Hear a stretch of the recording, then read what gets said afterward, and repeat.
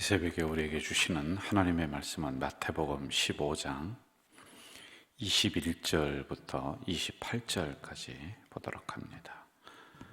마태복음 15장 21절부터 28절까지입니다. 찾으셨으면 한 목소리로 읽도록 하겠습니다. 예수께서 거기서 나가사 두로와 시돈 지방으로 들어가시니 가나안 여자 하나가 그 지경에서 나와서 소리질러 이르되 주 다윗의 자손이여 나를 불쌍히 여기소서 내 딸이 흉악하게 귀신 들렸나이다 하되 예수는 한 말씀도 대답하지 아니하시니 제자들이 와서 청하여 말하되 그 여자가 우리 뒤에서 소리를 지르오니 그를 보내소서. 예수께서 대답하여 이르시되 나는 이스라엘 집에 잃어버린 양 외에는 다른 데로 보내심을 받지 아니하였노라 하시니 여자가 와서 예수께 절하며 이르되 주여 저를 도우소서. 대답하여 이르시되 자네의 떡을 취하여 개들에게 던짐이 마땅하지 아니하니라. 여자가 이르되 주여 올소이다마는 개들도 제 주인의 상에서 떨어지는 부스러기를 먹나이다 하니 이에 예수께서 대답하여 이르시되 여자여 내 믿음이 크도다 내 소원대로 되리라 하시니 그때로부터 그의 딸이 나으니라. 아멘. 여러분, 우리나라도 지금도 그렇습니다만은 우상단지가 굉장히 많은 나라 중에 하나입니다. 우리 가좌동도 제가 신방을 다니고 또는 전도를 다니다 보면은 이런 무슨 점치는 깃대 같은 거 있잖아요. 색동적으로 이렇게 깃발, 그게 이제 점치는 집이라고 하는 그런 뜻이고요. 그리고 산 속에 있던 불교들이 시내로다가 이렇게 많이 내려와서 이 우상단지가 굉장히 많은 그런 동네 중에 하나이기도 합니다. 그런데 이제 옛날보다는 좀 덜해졌던 것 같아요. 옛날에는 집집마다 그 우상단지가 있었더랬습니다. 이게 왜 그러냐면요, 사람은 종교성이라는 게 있습니다. 그러니까 나는 아무것도 안 믿는다. 아무것도 안 믿는 사람이 하나도 없어요. 무엇인가를 믿는 것이 인간이 가지고 있는 심약한 마음, 그리고 무언가를 의지하려고 하는 이런 종교성, 이것이 있기 때문에 그렇다라고 하는 거죠. 자, 21절을 한번 좀 보겠습니다. 예수께서 거기서 나가사 두로와 시돈 지방으로 들어가셨다. 자, 그리고 22절로 봐요. 가나안 여자 하나가 그 지경에서 나와서 소리 질렀다. 이렇게 나옵니다. 가나안 여자. 이게 가나안 여자라는 것은 가나안이라고 하는, 가나라고 하는 지역을 얘기를 하고 있는 거예요. 이 가나라고 하는 것은 헬라인이요 수로보니게 족속이다. 이 여인을 향해서 그렇게, 이게 무슨 얘기냐면 이방 여자다. 이방 여자라고 하는 뜻은 우상을 섬기던 여인이었다. 특별히 이제 그 지역에는 바알 신과 아세라 신이라고 하는 이러한 그 두 우상이 자리를 꽉 잡고 있는 그런 곳의 여인이었다라고 하는 것을 우리가 알 수가 있는 거예요. 그 이야기를 해주고 있는 거란 말입니다. 자, 그런데 이제 예수님께서 이 지역에 복음을 가지고서 들어가요. 복음 자체이신 예수님이 들어가고 있는 거죠. 여러분, 우리나라도 이 가좌동도 복음이 들어오지 않았으면은 아마 지금도 우상단지가 꽉 붙잡고 있었을 거예요. 우리나라도 마찬가지이란 말입니다. 그런데 복음이 우리나라에 130년 전, 140년 전에 들어와서 이 나라가, 그리고 가좌동이, 그리고 우리들이 이 정도로 이렇게 되었단 말이에요. 복음이 들어간 곳에는 우상이 물러가게 되어 있단 말입니다. 자, 지금 우상이 꽉 차 있는 그 가나라고 하는 그 지역에 예수님이 들어가고 계시다. 복음이신 예수님이 들어가고 있다라고 하는 겁니다. 자, 그런데 수로보니게 쪽의 여인입니다. 이 여자가 예수님에게 나와서 내 딸을 좀 고쳐주십시오 라고 소리를 지르고 있습니다. 그 딸의 상태가 여기 나와 있는데 귀신 들렸다 라고 하는 거예요. 귀신 들렸다라고 하는 것은 오늘날에도 우리가 추측을 해볼 수가 있어요. 여러분, 부모도 몰라보고 주변 사람 아무도 몰라봐요. 순간순간적으로 자기의 정신이 이제 나가는 거예요. 그래서 물에도 넘어지고 불에도 넘어지고 이렇게 되는 것이 귀신 들렸다라고 하는 겁니다. 이게 정신적인 문제, 육체적인 문제라면은 조금 덜할 것 같아요. 그런데 정신적인 문제가 왔다는 겁니다. 이게 부모의 손을 떠났다라고 이렇게 보면 될 것 같아요. 자, 22절로 한번 좀 가봅시다. 22절. 가난한 여자 하나가 그 지경에 나와 소리질러 이르되 주 다윗의 자손이여 나를 불쌍히 여기소서 내 딸이 흉악하게 귀신 들렸나이다. 흉악하게라고 하는 단어에서 제가 말씀드린 것을 추측해 볼 수가 있다라고 하는 겁니다. 이 정도로 생활하기가 어렵다, 심했다라고 하는 것이죠. 자, 여러분, 그렇다면 이 여자가 제가 앞에도 말씀드렸듯이 바알 신과 아세라 신이라고 하는 이 우상단지가 그 지역을 꽉 붙잡고 있어요. 그럼 자기들이 믿는 그 우상에게 달려가면 될 것이지 왜 예수님에게 이렇게 와서 소리를 지르고 있느냐라고 하는 거예요. 안 간 게 아닙니다. 갔어요. 수도 없이 가서 아마 수도 없이 빌었을 거예요. 내 딸 살려주세요. 내 딸 이 귀신에서 물러가게 해주세요. 아마 그렇게 했을 거예요. 그런데 오랜 시간 동안 그 우상단지를 섬기고 있던 그 제사장 제주들이 아마 이 여인에게 이런저런 요구를 하면서 자기의 삶이 피폐해졌을 거예요. 뭐 불을 보듯이 뻔한 거 아닙니까? 이거 가져와라, 이거 해라, 그렇게 합니다. 우리나라도 여러분 우상 섬길 때 그냥 섬깁니까? 돈 많이 듭니다. 굿 한 번 하는데 저는 와서 굿 서비스를 해주는 줄 알았어요. 그런데요, 이 굿 하는데 수백만 원 들고 이게 몇 번 하면은요, 이거 뭐 그냥 집안이 거덜나겠더라 말이에요. 이 정도로 우상은 그 사람의 삶을 피폐하게 만든다, 어렵게 만든다라고 하는 겁니다. 자, 그리고 두 번째는요, 이 우상 앞에 갔습니다. 그런데 왜 예수님에게 왔느냐, 또 왔느냐? 안 났으니까 왔지. 거기서 자기 딸이 그냥 귀신이 물러가고 우상에게 막 빌었더니 깨끗이 났다. 그럼 뭐하러 예수님에게 왔느냐는 거예요. 낫지를 않았습니다, 여러분. 여러분, 우상을 섬긴다든지 아니면 일반적으로 다른 종교를 섬긴다. 그럼 이게 보통 때는 표시가 안 나요. 어려울 때 표시가 나요. 힘들 때 표시가 나요. 왜? 그 문제를 그 우상과 다른 종교는 해결해 줄 수가 없어요. 그래서 결국에는 어떻게 합니까? 그 절에 나가던 사람이, 삼신을 섬기던 사람이 그것을 버리고 교회로 나오는 사람들이 꽤 많아요. 뭐 저희들 집안도 그렇게 했었다니까요. 왜? 그걸 해결할 수 있는 게 우상이 아니다라고 하는 것을 우리가 여기서 캐낼 수가 있는 겁니다. 자, 23절로 한번 좀 가봅시다. 23절 같이 읽어볼까요? 시작. 예수는 한 말씀도 대답하지 아니하시니 제자들이 와서 청하여 말하되 그 여자가 우리 뒤에서 소리를 지르니 그를 보내소서. 어제 여러분 오죽했으면 제자들이 예수님 소리 지르고 있는 저 여자 좀 보세요, 이렇게 얘기해요. 그럼 예수님이 안 들었을까요? 아니에요, 여러분. 예수님은 들었습니다. 그런데도 이 여자는요, 예수님이 침묵하고 있습니다. 쳐다보지도 않는데도 불구하고 주님 하면서 다윗의 자손이 하면서 그 예수를 향해 자기의 소원을 갖다 이야기하고 있는 거예요. 나중에 우리가 잘 압니다. 이 본문 몇 번 여러분들이 설교 들었을 거예요. 근데 끝까지 주님을 떠나지 않는, 여러분 적어도 이러한 믿음은 우리가 가져야 되지 않습니까? 이 여자가 가졌던 믿음이 뭐냐면 우선은요, 잘 들으세요. 우상에게 많이 갔습니다. 그런데 주님에게 마지막으로 와서 나는 더 이상 우상에게 가지 않겠습니다라고 하는 결단이에요, 여러분. 주님께서, 다윗의 자손이신 주님께서 내 딸을 고쳐주실 수 있습니다, 여러분. 아니, 이방 여자도, 하나님을 몰랐던, 안 믿었던 이방 여자도 이 정도의 믿음은 가지고 있단 말입니다. 이런 믿음이 있어야 돼요. 자, 그런데 이렇게 주님 앞에 나아갔을 때 여러분이나 저나 이 성경에서 말씀하시는 장애물, 난관, 이게 있습니다. 주님의 반응을 한번 보세요. 막 소리 지르면서 내 딸이 귀신 들렸습니다. 고쳐주세요.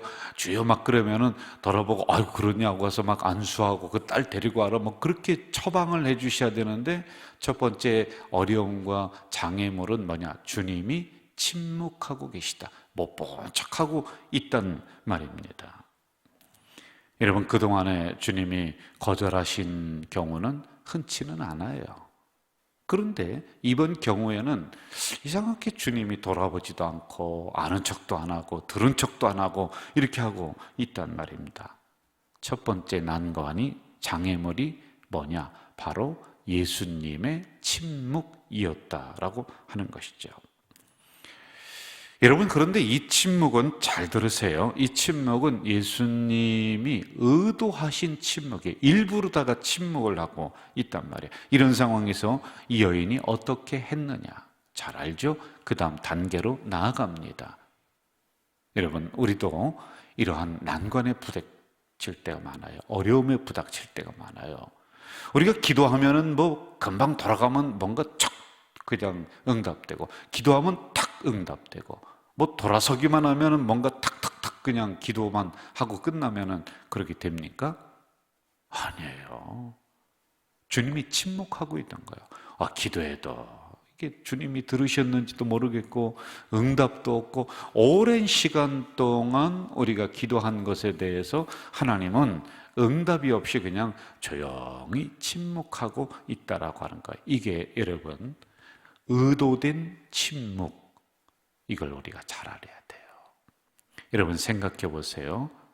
제자들이 풍랑이는 배 위에 있었습니다. 막 바람이 막 일고 빠져 죽을 것 같은데 주님도 거기에 계셨어요. 그런데 주님께서 이 사실을 모를까요? 제자들이 요청하기 전에 먼저 나서셔서 얘들아 두려워하지 말라. 내가 이 풍랑을 잠잠하게 한다. 그런데 주님은요 나서지 않습니다. 그냥 주무시는 거예요. 가서 이 제자들이 이것저것 해보다가 안 되니까 주님을 향해 나와서 깨우잖아요. 그동안에 주님은 침묵하고 있었어요. 안 해요. 여러분 또 우리가 잘 아는 나사로 있지 않습니까? 그 마리아와 마르다의 오라비입니다. 아주 친밀했던 가정에 어려움이 있었음을 알았습니다. 들었는데도 일부러 늦게 가요. 다 죽고 난 다음에 갑니다. 왜? 의도된 침묵이었다라고 하는 거예요. 똑같습니다. 우리들도요. 기도 10년 했고 어떤 사람은 1년 했고 정말 간절하게 부르짖는데도 주님은 침묵하고 있는 거예요. 가만히 있는 거예요. 그러면은 왜 의도하신 침묵을 우리에게 하느냐? 이 여인에게도 그렇게 하고 있느냐? 이걸 우리가 찾아야 되지요. 우리가 가장 중심적으로 봐야 될 게 몇 가지가 있어요. 첫 번째는 믿음을 굳건하게 만들기 위해서 의도한 침묵을 하고 있다라고 하는 겁니다. 그래서 이 과정을 통해서 우리는 기도하는 과정과 응답이 안 되는 이 과정, 그러면서 막 우리는 고민합니다. 하나님이 정말 내 기도 들어주실까? 이게 응답이 될까라고 하는 그 긴 시간 동안 우리 주님은 나를, 여러분을 하나님의 사람으로 빚어가는 거예요. 만들어가고 있는 거란 말이에요. 여러분, 자녀들이 울면은, 그리고 뭔가 요청하면은 그냥 척척 다 해줍니까? 아니죠. 어느 때는 아직은 때가 아니다 라고 하는 생각으로 다음을 기약을 할 때가 있지 않습니까? 바로 이런 것입니다. 자, 그리고 또 하나 우리가 좀 봐야 될 것은 지금 이 여인이 가지고 있는 믿음은 별로 없어요. 그런데 뭐가 있냐면 자존심이라고 하는 게 이 여인을 딱 가지고 누르고 있거든요. 이 문제를 해결해 주시고 있다. 여러분, 이게 뭐냐면 주님께 나아갈 때는요, 내 자존심을 사실은 내려놔야지만이 된다는 말입니다. 그래서 이 여인에 있는 마음과 자존심을 계속 건드리는 거예요. 이렇게 하고도 내가 나를 따를 것이냐, 다시 하나님의 사람으로 빚어가는 거예요. 여러분, 저도 자존심이 있을까요, 없을까요? 목사가요. 여러분, 목사만큼 자존심 강한 사람들 별로 없어요. 솔직한 말이에요. 그럼 여러분은 자존심이 있어요, 없어요? 있단 말입니다. 그런데 우리가 신앙생활하고 믿음 생활하고 교회에서 일을 하다 보면은 참 세상에 내 자존심을 내세우다 보면은 교회 일이 안 돼요. 주님의 영광이 가려질 때가 많아요. 그래서 이 자존심을 또 내놓아야 되고 내려놓아야 되고 참 그럴 때 마음이 아파요. 고민이 되고 막 그럴 때가 있습니다. 그래도 하나님이 나를 이렇게 빚어가시고 계시는구나.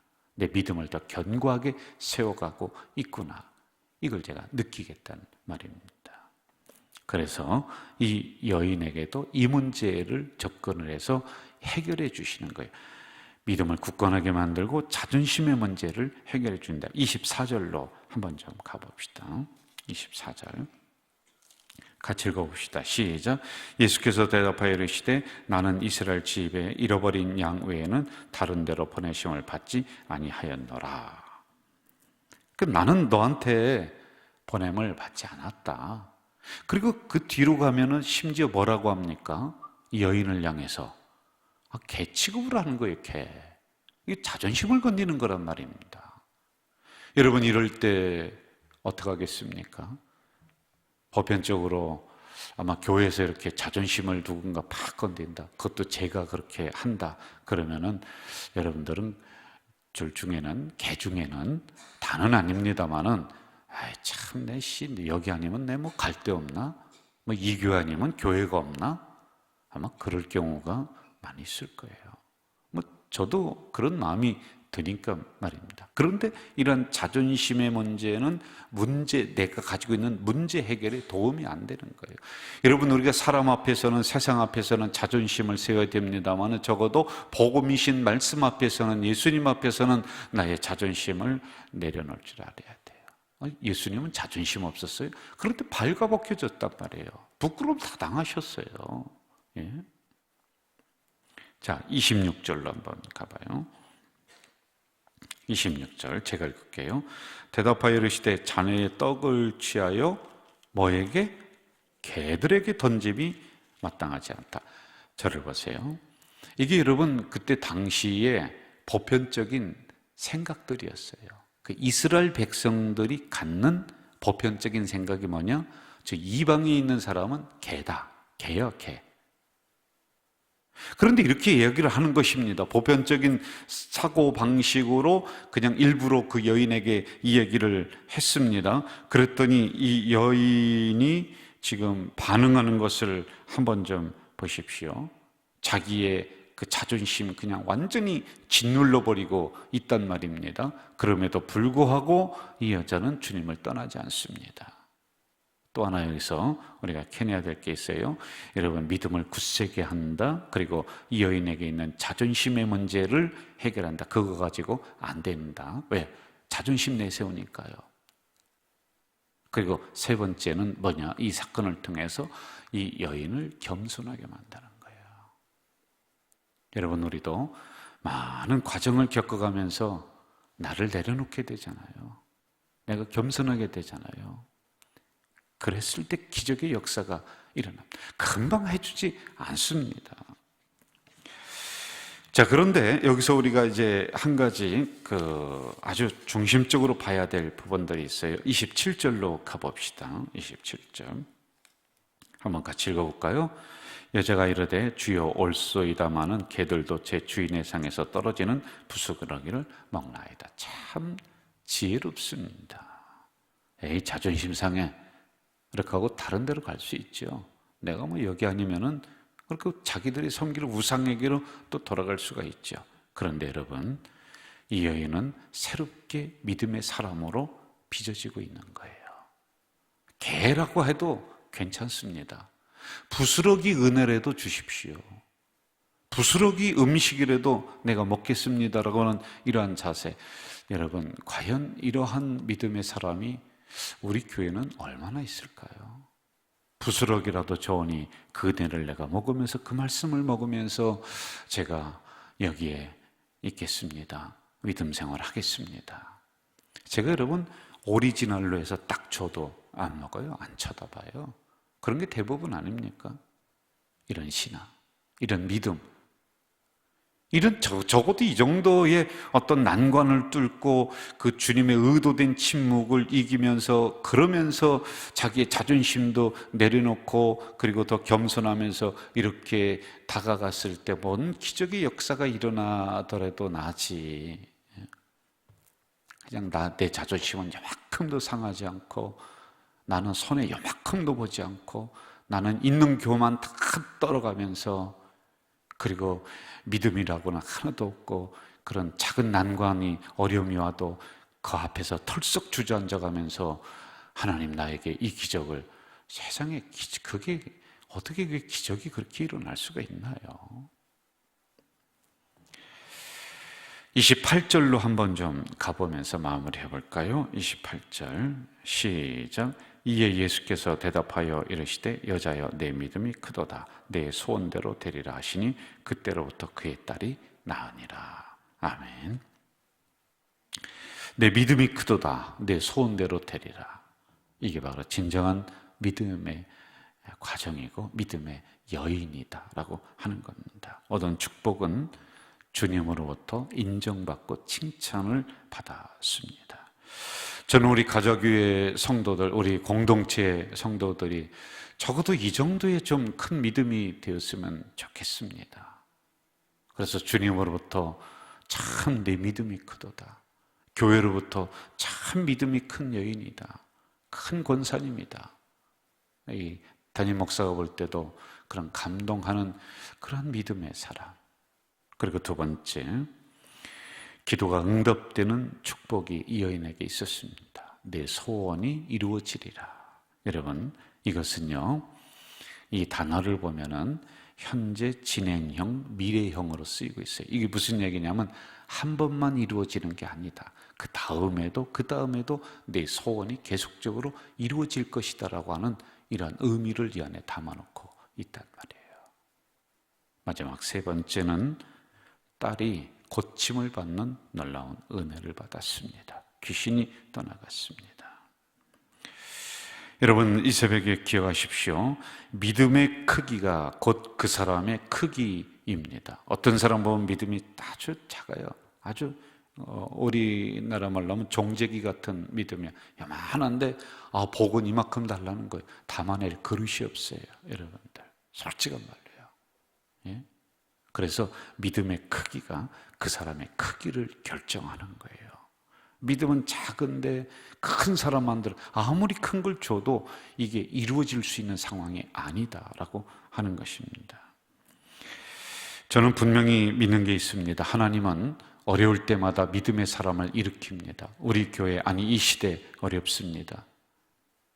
교회가 인원적으로, 재정적으로 수많은 교회들이 위기다 그렇게 이야기하고 있습니다. 그런데 이럴 때 하나님은 믿음의 사람을 일으켜 주셔서 그 위기를 넘어가게 만들었습니다. 그 믿음의 사람이 누구냐? 바로 여러분들입니다. 내가 진실로 너에게 이르노니 누구든지 이 산더러 들리어 바다에 던지라 하며 그 말하는 것이 이루어질 줄 알고 마음에 의심하지 아니하면 믿으면 그대로 되리라. 하나님 아버지, 이 새벽에 약한 저희들을 불러주셨습니다. 우리가 몇 번 들었고 잘 알고 있는 본문을 이 새벽에 묵상하게 하시오니 우리도 이러한 큰 믿음의 사람으로 키워주시옵소서. 우리를 다시 빚어주시고 내 앞에 내세웠던 자존심을 해결해 주시고 또 나를 더 겸손하게 만들어 주시옵소서. 그래서 결국에는 주님에게 칭찬받는 믿음의 사람이요, 기도가 응답되는 놀라운 복을 받는 사람이요, 그리고 지금 당장 가지고 있는 그 문제가 해결받는 은혜의 사람이 바로 우리 성도들이 될 수 있도록 인도해 주시옵소서. 시대가 어려울 때마다 하나님은 믿음의 사람을 일으켜 주셨습니다. 그들을 통하여서 그 시대를 다시 부흥케 만들고 이기게 만드셨사오니 그 큰 믿음의 사람이 우리 가족 공동체 성도들이 다 되도록 도와주시옵소서. 주님, 특별히 내일부터는 항전직 투표가 있습니다. 시험되는 일 없게 하시고 어려움 하나도 일어나지 않도록 성령께서 역사해 주시고, 곳곳에서 하나님의 사람이 바르게 세워졌을 때 교회가 서는 줄 믿사오니 그런 놀라운 축제의 장이 될 수 있도록 인도해 주시옵소서. 예수님의 이름으로 기도하옵나이다. 아멘. 하늘에 계신 우리 아버지, 아버지의 이름을 거룩하게 하시며 아버지의 나라가 오게 하시며 아버지의 뜻이 하늘에서와 같이 땅에서도 이루어지게 하소서. 오늘 우리에게 일용할 양식을 주시고 우리가 우리에게 잘못한 사람을 용서하여 준 것 같이 우리 죄를 용서하여 주시고 우리를 시험에 빠지지 않게 하시고 악에서 구하소서. 나라와 권능과 영광이 영원히 아버지의 것입니다. 아멘.